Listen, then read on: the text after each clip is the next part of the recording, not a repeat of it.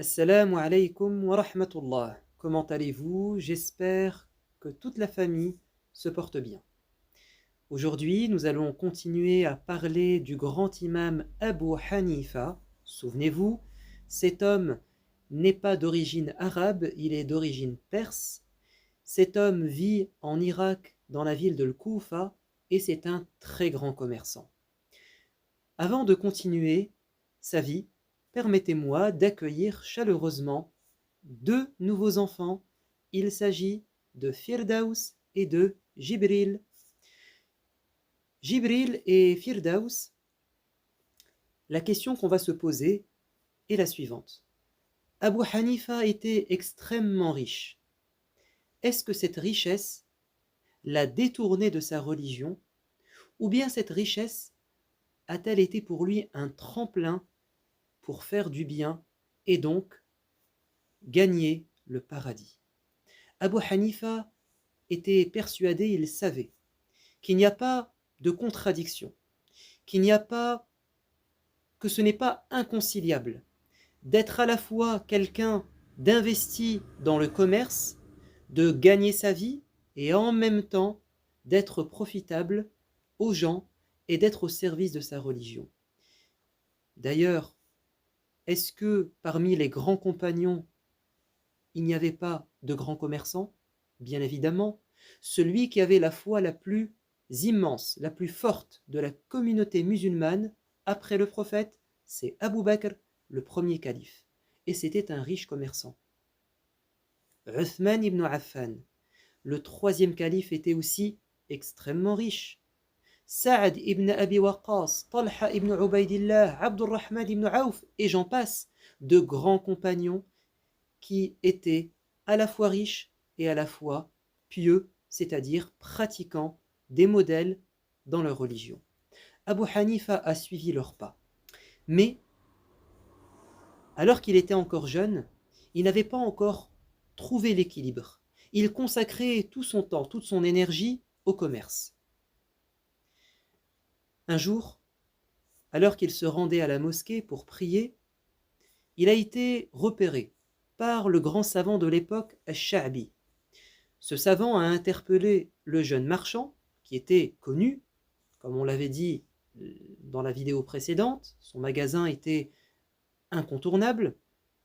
Il lui a dit « Ô toi, Abu Hanifa, dis-moi, quel est l'endroit que tu fréquentes le plus ?» Naturellement, le commerçant a dit « C'est le marché ». Ash-Sha'bi lui a dit « Tu te trompes, tu ne devrais pas passer autant de temps au marché, mais réserve une partie de ta journée pour assister aux assemblées, aux assises, aux cercles de savoir.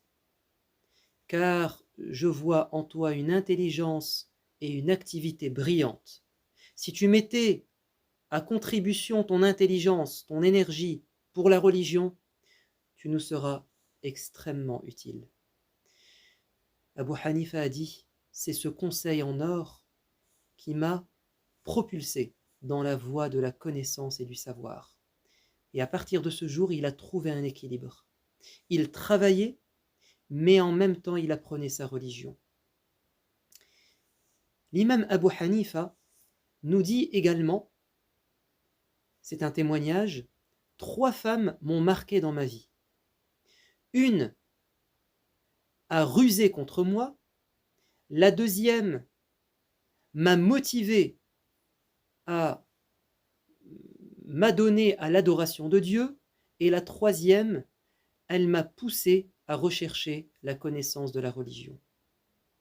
Il dit un jour, je marchais dans la rue et j'ai aperçu une silhouette qui me faisait signe. Je m'approche et c'était une femme qui m'indiquait avec son doigt quelque chose par terre. Je pensais qu'elle était sourde, muette. Alors j'ai ramassé cette chose et j'ai voulu la lui remettre. Mais elle m'a parlé en me disant non, non, non, maintenant que tu l'as prise, tu la gardes jusqu'à ce que son propriétaire revienne. Et elle est partie. Il a dit j'ai compris qu'elle avait rusé, qu'elle m'avait tendu un piège. Elle voulait que je garde cet objet et elle ne voulait pas porter cette responsabilité. Elle était intelligente et en même temps pieuse, car elle ne voulait pas commettre d'erreur en prenant cet objet pour elle-même, et elle voulait que quelqu'un à sa place prenne cette lourde tâche de la rendre à son propriétaire. Quant à la deuxième femme, je marchais dans la rue et j'ai entendu un groupe de femmes dire « Vous savez, il y a un homme qui s'appelle Abu Hanifa. On dit qu'il prie toute la nuit.